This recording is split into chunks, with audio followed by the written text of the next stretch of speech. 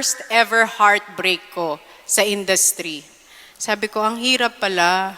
Akala ko, after nun, pagkatapos ng heartbreak, okay na. Yung susunod nun, papasahan mo na.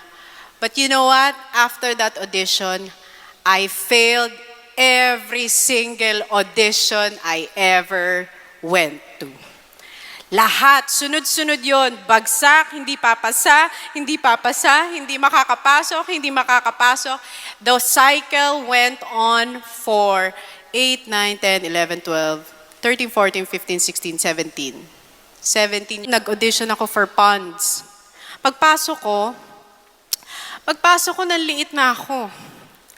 Lahat mistisa. Sabi ko sa daddy, mukhang ako yung taga-kuha ng call sheet. Hindi ako papasa dito.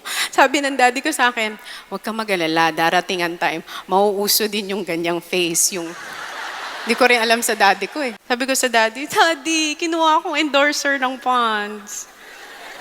Sabi ng daddy ko, tinan mo, after 20 years.